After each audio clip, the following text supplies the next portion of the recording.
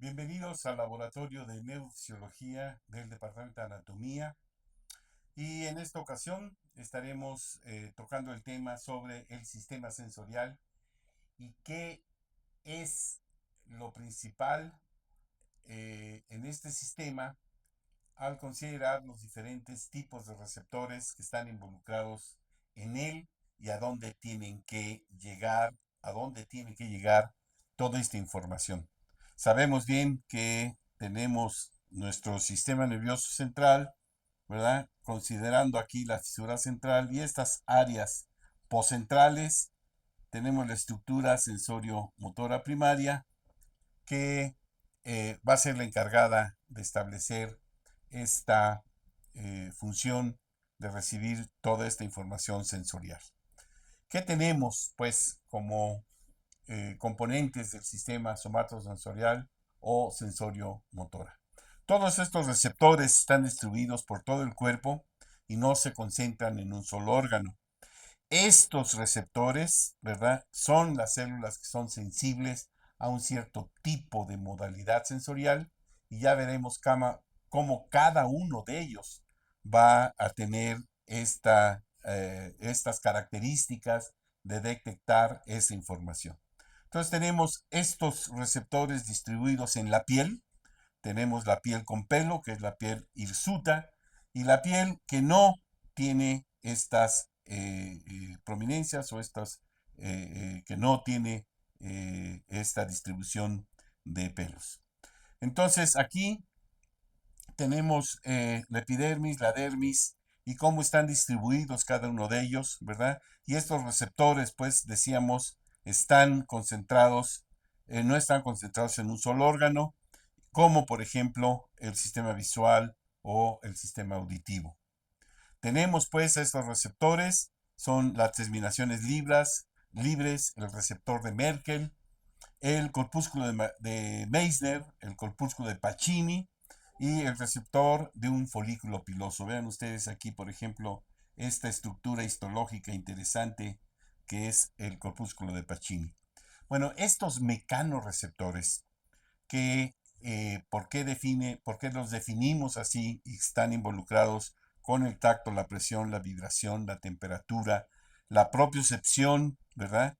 La kinesis, es decir, la cinesia, este sentido de poder percibir los movimientos de nuestro cuerpo, y una modalidad sensorial que resulta de suma importancia para nuestra práctica médica, que es el dolor, síntoma pivote para muchas enfermedades y que podemos considerar como unas fibras bastante específicas, las terminaciones libres involucradas con este fenómeno, a pesar de que estas fibras o estas terminales nerviosas libres no nada más van a detectar el dolor, sino que la modalidad va a ser que un aumento de temperatura, por ejemplo, eh, por arriba de los 45 grados, ese estímulo se convierta en un estímulo nociceptivo y sean estas fibras las que acarreen esos cambios de temperatura.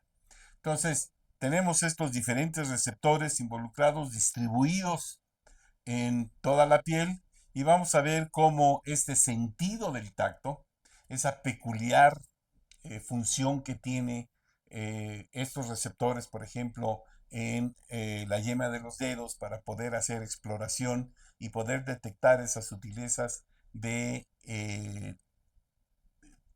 sensibilidad, por ejemplo, rugosa, sensibilidad de presión, ¿verdad? Y podemos discriminar textura.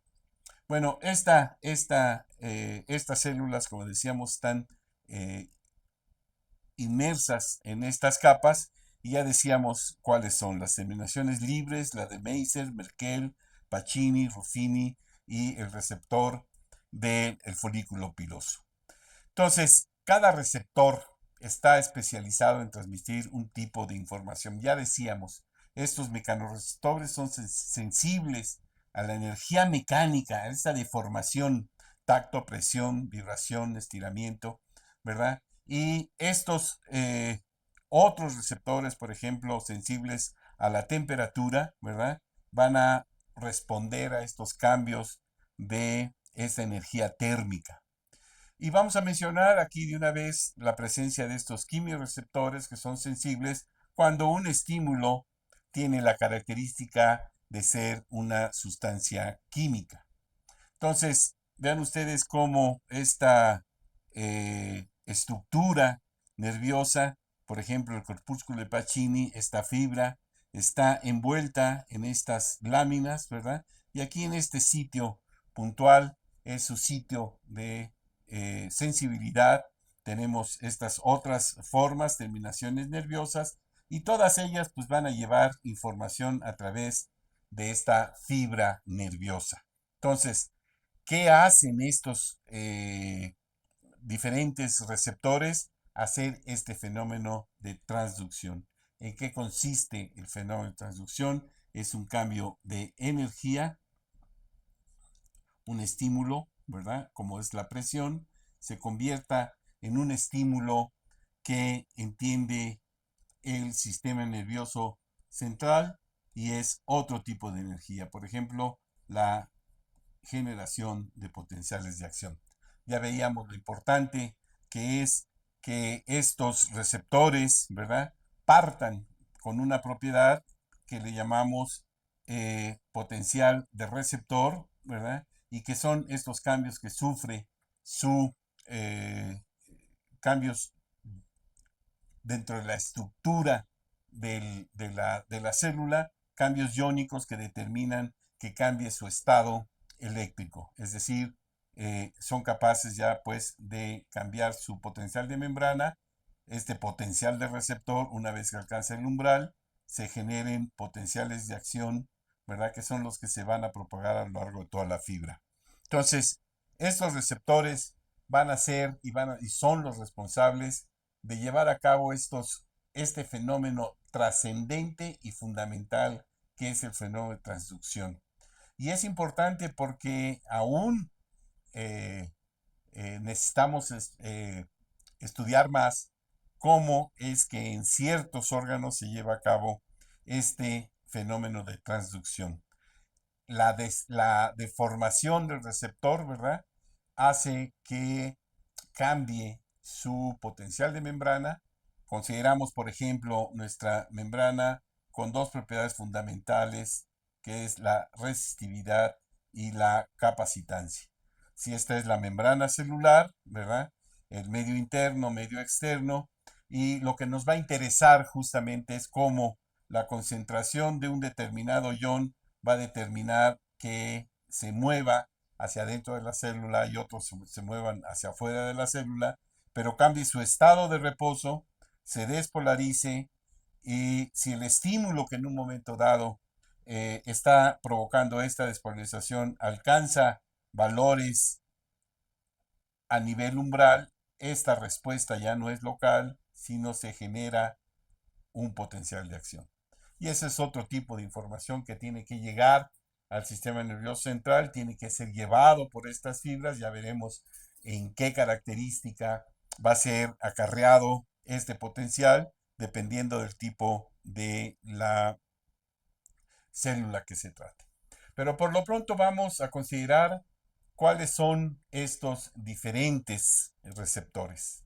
Vamos a empezar por este que es una estructura muy llamativa que son los corpúsculos de Pacini. Esta estructura laminal y en su centro está la fibra, ¿verdad? Y también entonces tiene su nivel de potencial de reposo, su potencial de receptor y si alcanza el umbral genere respuestas que se van a propagar. Se localizan en la parte más profunda de la piel, responden a vibraciones de alta frecuencia, se adaptan rápidamente, ya vimos en estos principios del sistema sensorial que implica el que se adapte una célula al estímulo y poseen campos receptivos muy amplios. Este es el aspecto de adaptación. Vean ustedes, este es el dispositivo físico que hace que se deforme el receptor y entonces responda con un potencial de receptor. aunque yo mantenga este estímulo y está la deformación, ya no se generan más potenciales de receptor. Evidentemente, en cuanto quito yo el estímulo, la respuesta es presente. Es decir, que esto nos está ilustrando que esta célula en un momento dado yo doy el estímulo, ¿verdad? La célula responde al inicio, se adapta, deja de responder a lo largo del estímulo y cuando quito el estímulo vuelve a tener otra respuesta. Sería una respuesta on y esta sería una respuesta off. Al iniciar el estímulo, a quitar el estímulo. Lo importante es que se adapta rápidamente porque aquí ya no hay potenciales que estén acompañando a la presencia del estímulo. Entonces, ¿qué es lo característico de estas células? Vamos a ver pues que el campo receptivo para cada una de ellas tiene peculiaridades. Miren, por ejemplo, aquí estamos ilustrando el campo receptivo de los corpúsculos de Meissner, estos pequeñitos que están aquí en toda la mano, vean ustedes estos pequeñas áreas, ¿verdad? Ya habíamos definido que el campo receptivo es esa parte del cuerpo que al ser estimulado evoca la respuesta o provoca la respuesta en el mecanoreceptor. Y vean ustedes aquí el campo receptivo de los corpúsculos de Pacini. Estos ya son más grandes, vean ustedes. Y este sitio, por ejemplo, va a ser de mayor sensibilidad para ese corpúsculo de Pacini. Pero aquí, este campo receptivo completamente diferente al campo receptivo de la célula de Meissner. Evidentemente aquí en la periferia, aquí estamos registrando la respuesta en forma ya de potenciales de acción.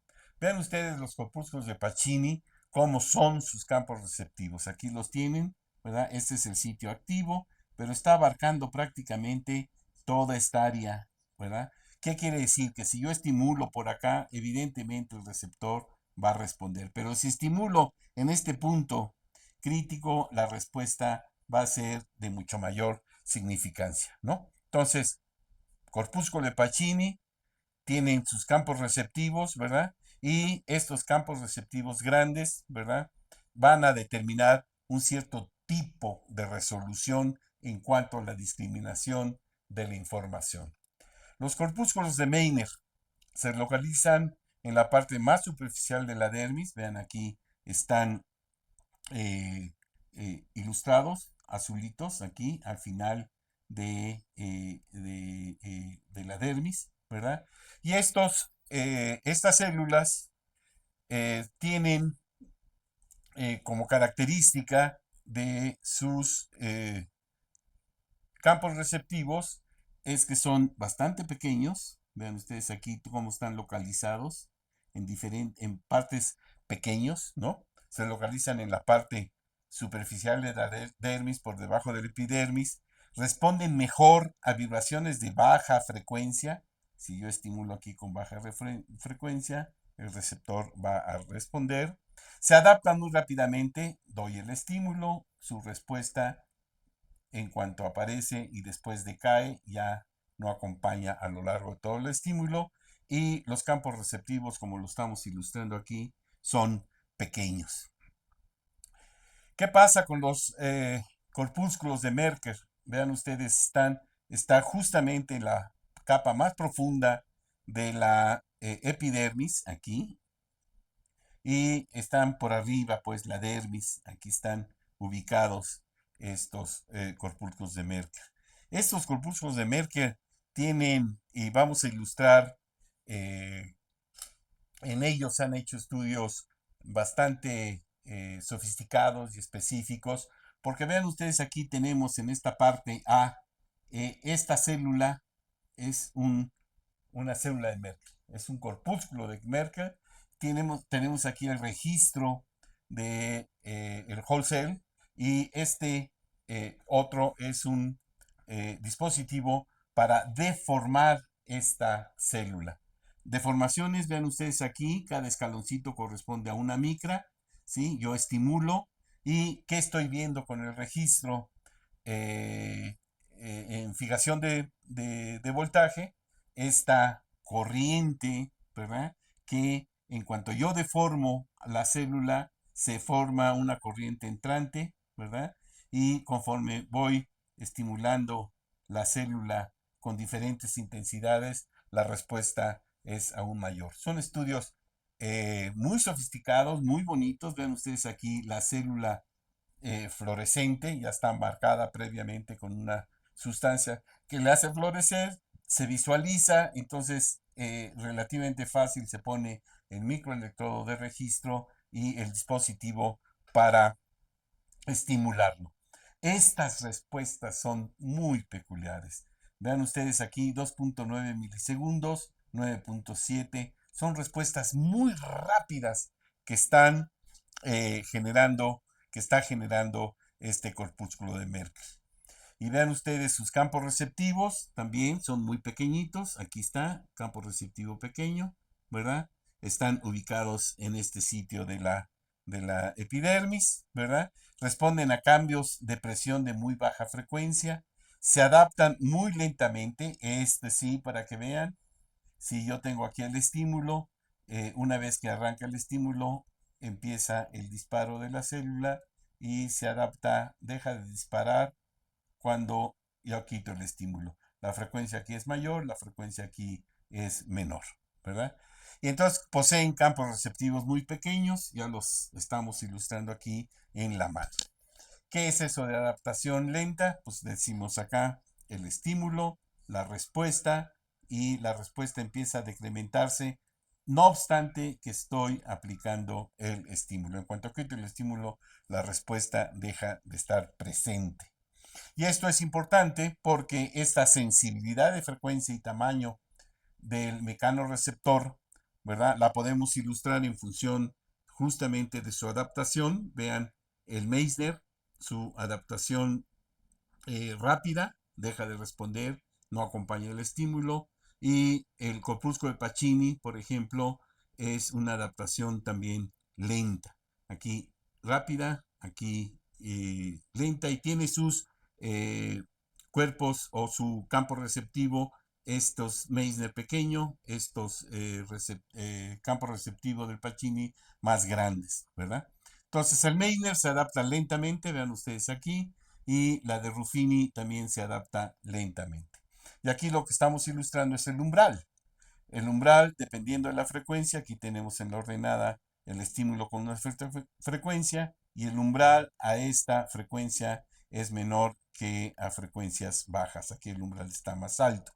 Aquí a 300 el umbral es prácticamente bajo, ¿verdad? Si se estimula este Pacini con frecuencias rápidas, ¿verdad? Rápidamente responden. Eso del umbral es muy importante porque entonces tenemos receptores de bajo umbral y alto umbral, y en el aspecto de mecanorreceptores como el uso muscular, el órgano de Golgi y los receptores de articulación, va a ser importante que consideremos ese fenómeno de umbral.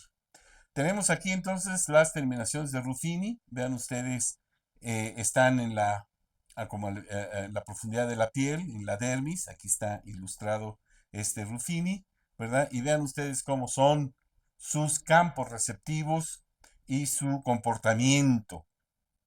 Responden a fricciones de alta frecuencia o estiramientos en distintas direcciones. Vean ustedes aquí su sitio activo, pero si yo desplazo el estímulo hacia una dirección, responde. Si lo desplazo a la dirección opuesta, sigue respondiendo. Entonces, y su campo receptivo es relativamente grande. Entonces, este receptor también ante el estímulo, ¿verdad? Se va a adaptar lentamente, y estos campos receptivos, ¿verdad? Los vamos a considerar como un tamaño más grande de lo normal. Llegamos entonces a estos otros receptores, ¿verdad?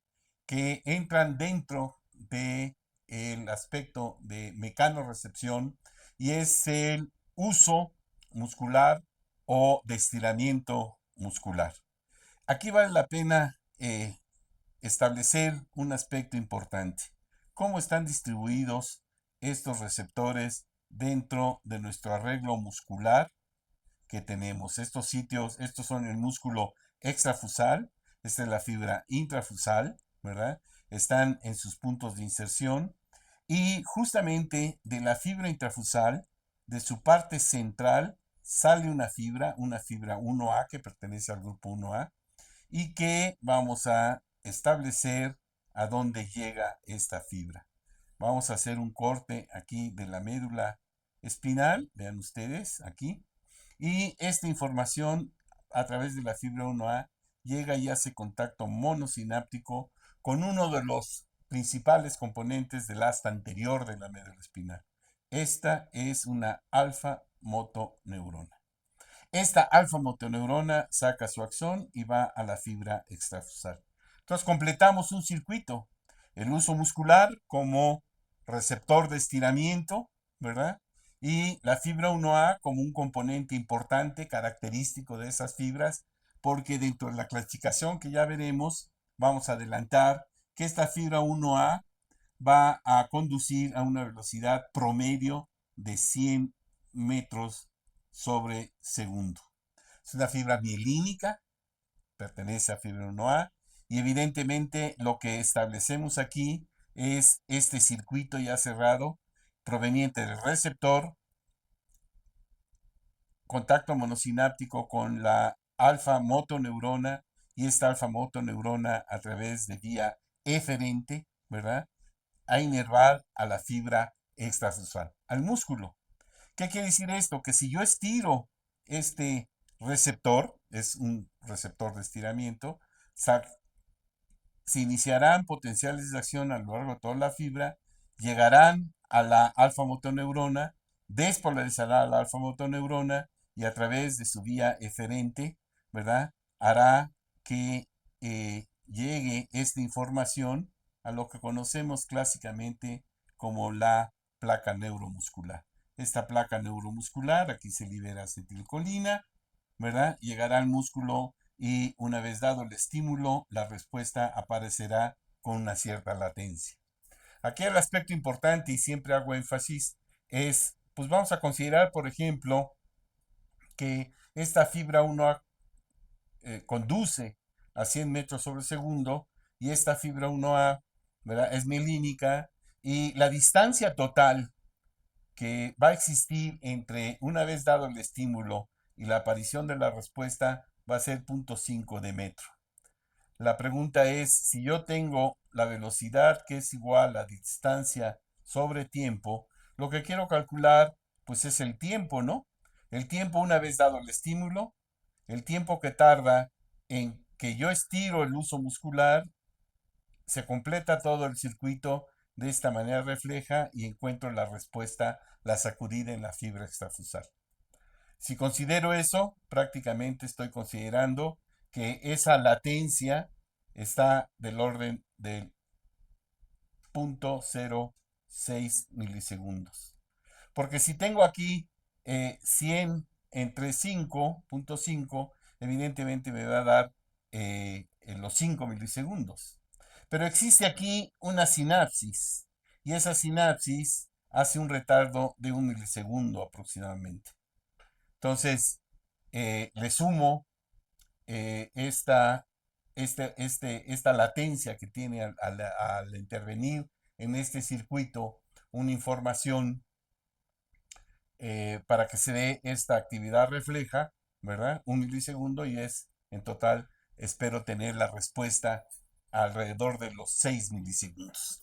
Entonces, ¿por qué este aspecto importante? Porque tenemos este receptor, ¿verdad? Que, dejen, este receptor, mecanoreceptor, que va a ser fundamental junto con este otro que estamos aquí ilustrando, el receptor de articulación.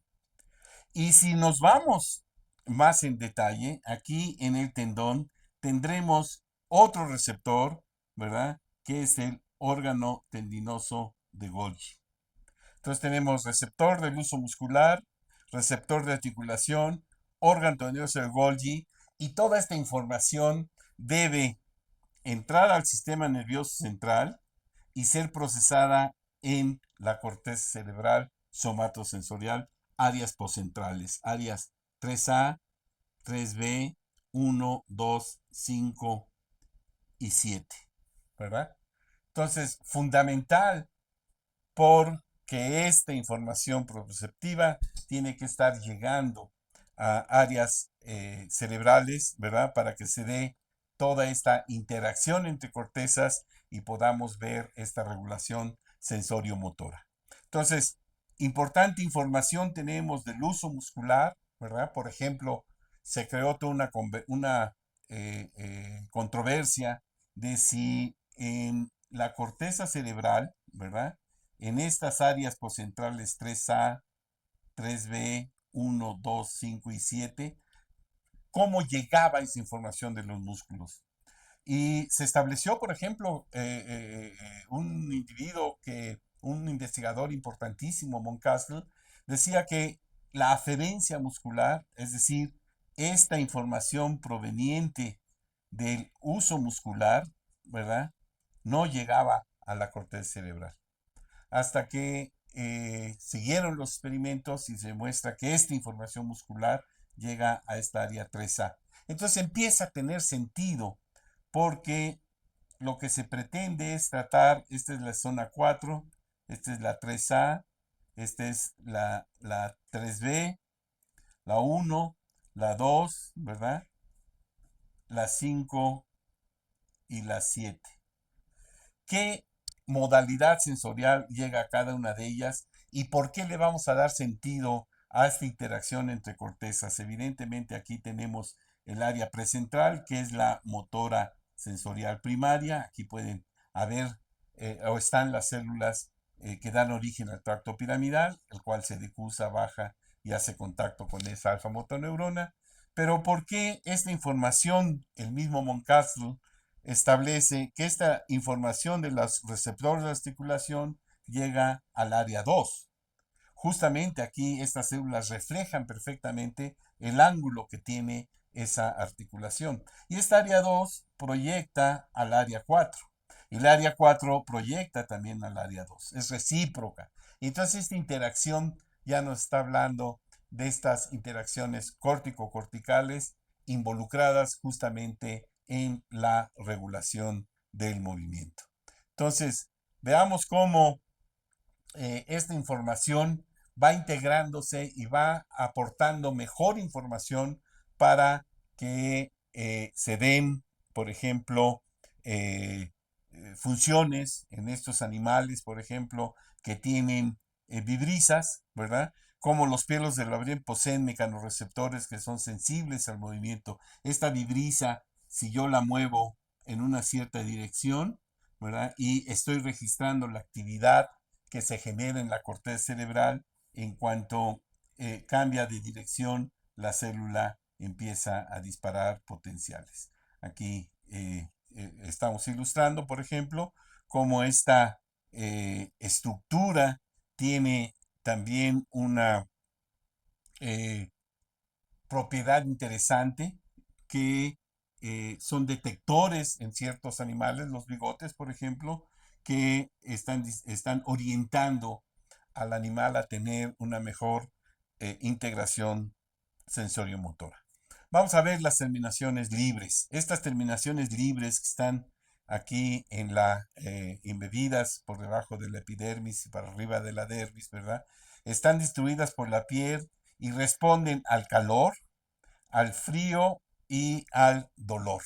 Entonces, esto era lo que en un momento dado se estableció como que estas terminaciones libres eran las fibras etiquetadas justamente para el dolor y que estaban llevando como modalidad sensorial hacia el sistema nervioso central, pues justamente la respuesta que dan estas fibras ante un estímulo nociceptivo.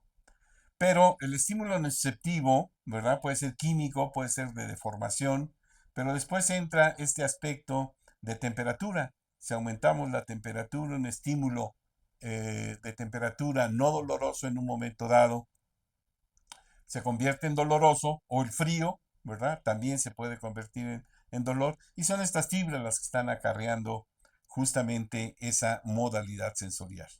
Entonces, tenemos como principios esta de funcionamiento, ¿verdad?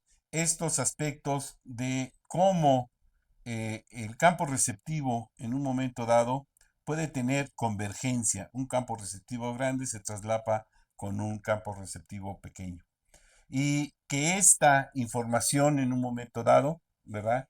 Eh, hace un campo receptivo más grande, pero que no necesariamente, ¿verdad? Hace que se dé mayor precisión en la discriminación de dos puntos, por ejemplo. Aquí solamente podemos explorar con este compás, las puntas van a activar un campo receptivo, otro campo receptivo y dependiendo de su distancia vamos a poder ver si el individuo dice siento dos estímulos, un estímulo o dos estímulos, ¿verdad? Aquí, por ejemplo, evidentemente si hay esta convergencia de neuronas, ¿verdad? Primarias como receptores, hacen pues que esta información se pueda llevar a cabo, ¿verdad? Dos estímulos caen dentro del mismo campo receptivo secundario y se percibe como uno solo. Estoy estimulando dos sitios y solamente estoy discriminando una respuesta. En cambio, si estos receptores están relativamente separados, ¿verdad? Podemos ver cómo esta hay menos divergencia, ya no hay traslape de estos dos campos receptivos y el individuo puede discriminar dos puntos de ese patrón de estimulación. ¿Qué va a pasar? Que en diferentes partes del cuerpo vamos a tener esa sensibilidad diferente. Esa discriminación no es lo mismo que se lleve a cabo, por ejemplo, acá vean ustedes cómo podemos discriminar dos puntos en la espalda y si los campos receptivos están muy vecinos, como sucede en los dedos de la mano, los dedos de la piel, si estos campos receptivos están muy vecinos, solamente se va a percibir como un solo estímulo. Si están separados, ¿verdad? Se va a discriminar estos dos puntos. ¿Qué pasa pues con estos termorreceptores? Vemos cómo esos receptores a la temperatura, ¿verdad? Al frío entre 20 y 30 grados y al calor por arriba de los 40 grados, pasa de 38 a 32 y después a 38. Este receptor de frío se activa y el receptor de calor se inactiva.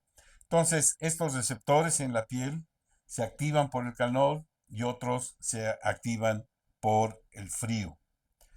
Volvemos a lo del dolor y entonces decíamos cómo que estas fibras de terminación libres, ¿verdad?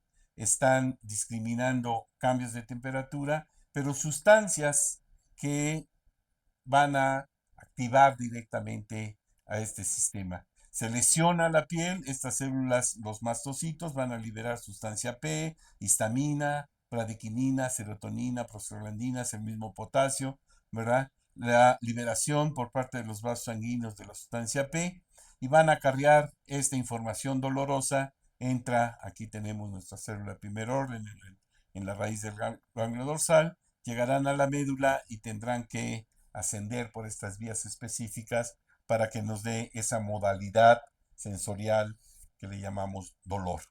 Y vean ustedes aquí en esta clasificación cómo va a ser importante que estas fibras nerviosas que acarrean toda esta información poseen diferentes diámetros, ¿no? Aquí tenemos fibras que van de 2 a 1.5 micras, son las fibras C. Estas fibras son las que acarrean dolor, ¿verdad? O temperatura, desde otro punto de vista, ¿verdad? Dolor y temperatura. Las A delta, que tienen un diámetro de 1 a 5 micras de diámetro.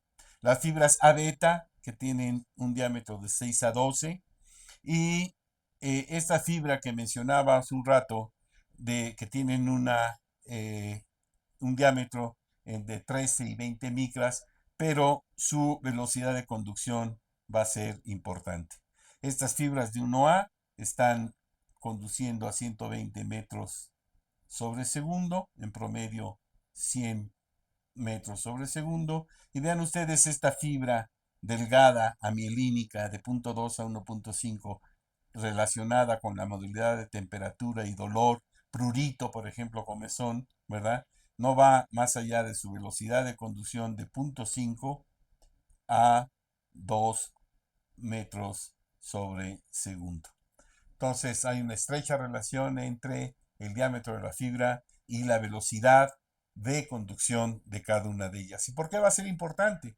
Como les decía, en estos reflejos integrados a nivel de la médula espinal, la fibra 1A conduciendo a 100 metros por segundo, pues esperamos tener ciertas respuestas. Y esta característica, por ejemplo, de las fibras delgadas conduciendo lentamente, pues va a ser la característica de un dolor que se va a transmitir de manera persistente, constante, ¿verdad? Un dolor bastante específico, ¿no?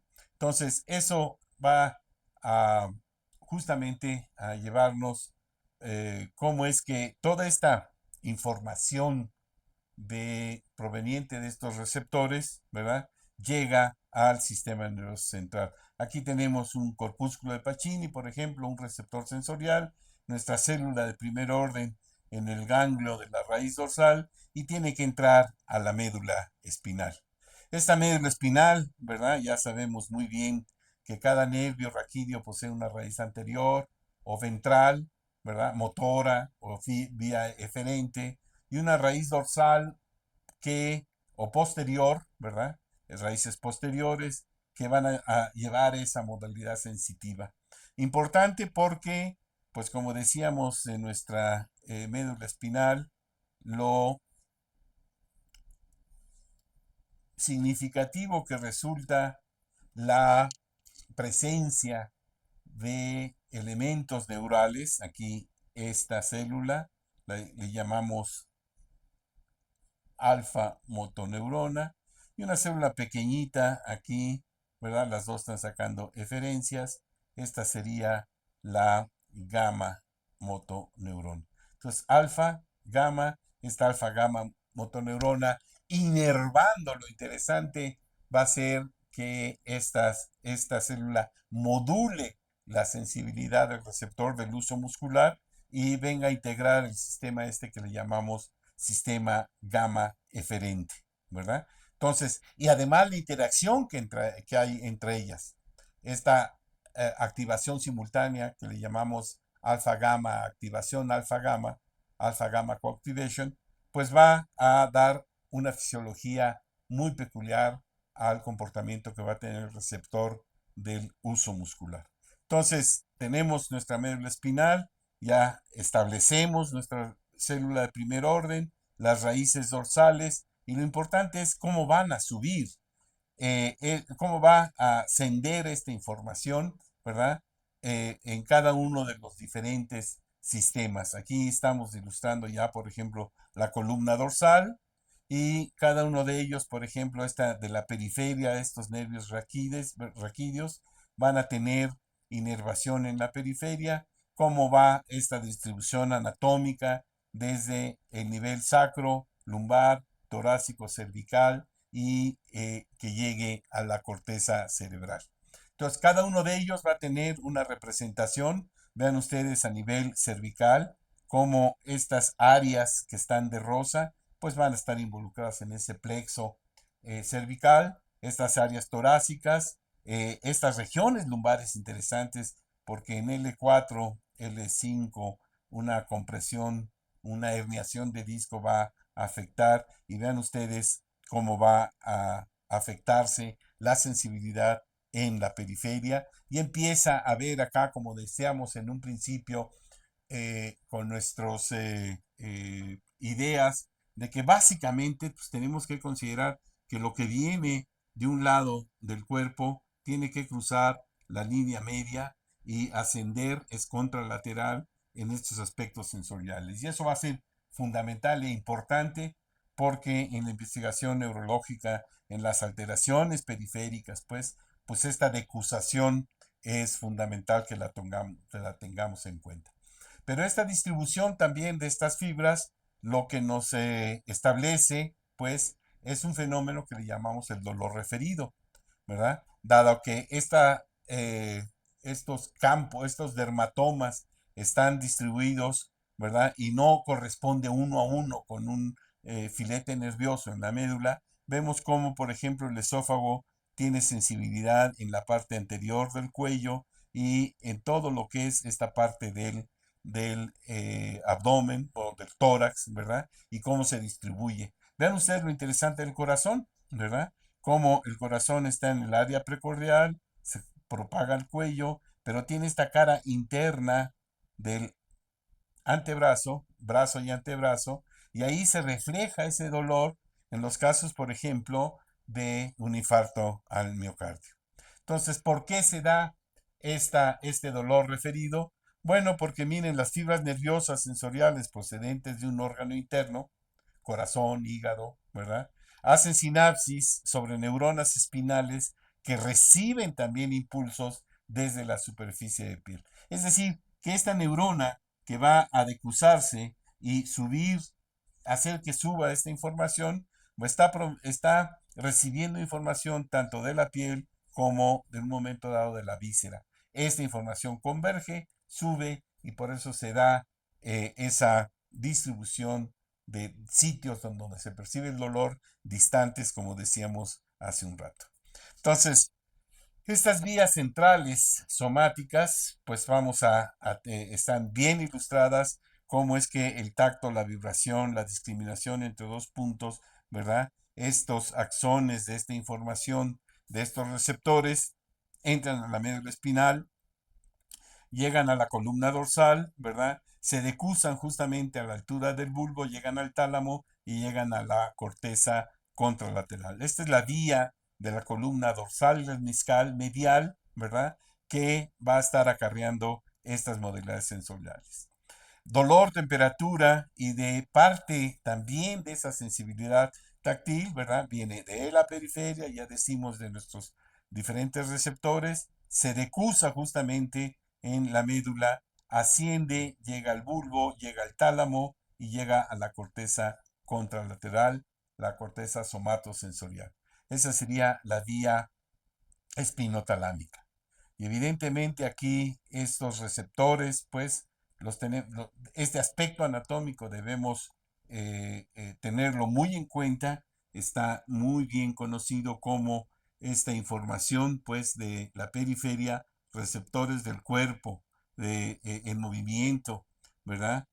Posición del cuerpo, para discriminar la presión, eh, del tacto, pues asciende por estas vías de los cuerpos dorsales. Vamos a mencionar cómo está el cuneatus y el gracilis justamente por ahí. Una vez que asciende, que se decusa al nivel de la decusación, llega a la corteza somatosensorial. Va a ser importante, sí, porque pues esta vía va a tener un relevo talámico, esta vía, ya el espino talámico, tanto ventral como dorsal, pues también va a tener su relevo talámico. Y aquí el tálamo entra eh, en juego por considerar qué vías, pues, son las que llegan, qué núcleos talámicos están haciendo relevo a ese nivel. Por ejemplo, la columna dorsal, ¿verdad? Ahí tienen ustedes tálamo a través de núcleos previos, ¿verdad? Del encéfalo y lemnisco. Y lo interesante es que esta información es tacto, vibración, discriminación y entre dos puntos, ¿no? Entonces ya decimos columna dorsal. La espinotalámica está llevando dolor, temperatura y parte de la sensibilidad táctil, ¿verdad? Y esta información llega, cruza y sube para llegar a el sistema nervioso central. Entonces, vía importante, dorso lemniscal, medial, y cómo va a llegar la corteza motora sensorial primaria. ¿Qué núcleo? Ventro posterior del tálamo. Y eh, esta vía espinotalámica, pues también está llegando a nuestro VPL, ventro posterolateral del tálamo, para después, una vez que hace este relevo, llegue a la corteza motora sensorial primaria. Entonces, núcleos intralaminares con una cierta peculiaridad de recibir un tipo de información sensorial, ¿verdad? Y que va a tener importancia, por ejemplo, porque vamos a considerar también los niveles en donde se lleva a cabo esa percepción de la sensibilidad. Tenemos pares craneales importantísimos como el nervio trigémino, ¿verdad? Que está prácticamente llevando todo este aspecto sensorial de la cara, ¿verdad? Y como el quinto par también está llevando esta información, su relevo talámico y llegar a la corteza somatosensorial. Entonces, ¿por qué era importante mencionar esto, como hemos dicho? Pues vean ustedes la distribución que tiene el área 3A, la 3B, la 1, ¿verdad? Áreas poscentrales. Esta corteza somatosensorial se localiza justamente detrás de la corteza motora en el lóbulo parietal. Y entonces lo que vamos a considerar que cómo esta información debe interactuar, ¿verdad? Con el área motora para que se cumplan esas reglas de regulación sensoriomotora. Pero además también lo que nos está diciendo es cómo ciertas áreas, por ejemplo esta área 2, que está demostrado en animales, en primates subhumanos por Moncastle, cómo la respuesta de esta célula codifica perfectamente el ángulo de la articulación, ¿verdad? Que tiene en un momento dado esa extremidad. Si cambia el ángulo, este ya es diferente a este, la célula va a dejar de responder. Es otra la que responde, pero cada una de ellas está detectando el ángulo. Por lo tanto, la posición que en un momento dado guarda la extremidad en el espacio. Entonces, lo que sí es importante aquí en un momento dado es relacionarlo a la patología. Por ejemplo, lo que estamos viendo, que estas zonas 5 y 7 que se lesionan en enfermedades degenerativas, como por ejemplo la demencia frontotemporal, puede estar involucrada y el individuo tener sensaciones o síntomas que son difíciles de explicar. Por ejemplo, una mañana simplemente ve su brazo y dice, este brazo de quién es, no es mío.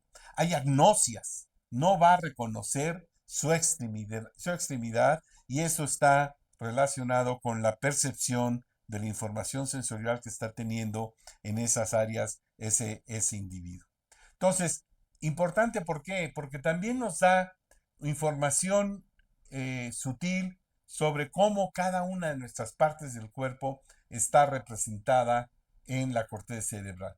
No obstante que tenemos ya evidencia, por ejemplo, en la corteza cerebral hay múltiple representación de una mano y cómo cambia toda esta información por la plasticidad.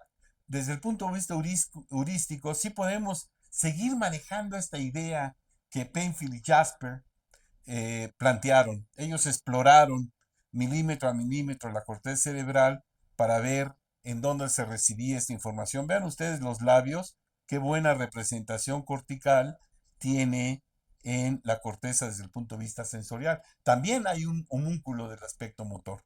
Pero aquí es esta información sensorial que llega a la corteza cerebral. Les digo que este aspecto lo vamos a considerar para el proceso de aprendizaje, y que efectivamente, pues aquí está representada la mano, ¿verdad? Y un infarto en este sitio, pues va a haber la parecia justamente de esa mano o la torpeza que va a tener en un momento dado el individuo para poder generar movimientos en ese sitio. Bueno, porque esta justamente podría ser la representación motora. En el aspecto sensorial, pues tendrá la manifestación correspondiente, adormecimiento,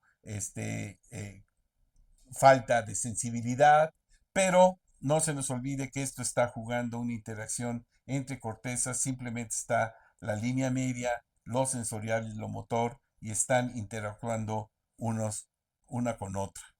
Entonces, este aspecto de somatotopía sí es importante, ¿verdad? todas estas partes del cuerpo que están representadas en nuestra corteza, pues nos sirven para formarnos un aspecto importante. Y esto tuvo su origen, por ejemplo, en estudios hechos por Woolsey en animales de experimentación como el conejo, el gato, el humano, ¿verdad? En el humano Woolsey no trabajó, pero sí en estos animales de experimentación. Y en cada uno de ellos, en la corteza cerebral, está representada esta parte, o por lo menos hay sitios muy significativos para todos, por ejemplo, este aspecto motor. Si yo hago una microestimulación, la manita se va a mover si estoy en el sitio donde está representada la mano motora, o si estoy en la parte sensorial, doy un estímulo en la periferia y hago un potencial provocado. De esta manera estudió tanto Woolsey, estudió tanto Penfield y Jasper, el cómo esta información sensorial llega y responde aquí con una respuesta significativa del área del cerebro, y cuando la estimulo se mueve esa área correspondiente. Entonces hay homúnculos y hay otros únculos que nos sirven para entender un poco mejor el comportamiento de estas vías.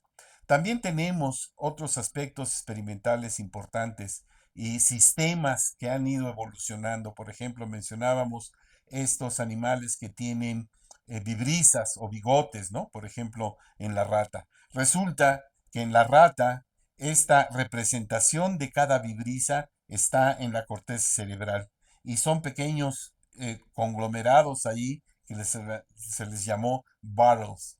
Y estos, si yo les quito esta información sensorial a un animal pequeño, le quito todo ese folículo, ¿verdad? Esto degenera. Lo que me está diciendo esto es que hay una representación y una estrecha relación entre esta periferia de elemento de órgano con una entrada en la corteza cerebral. Y es muy plástica, ¿no? Podemos hacer que desaparezca o desaparezca.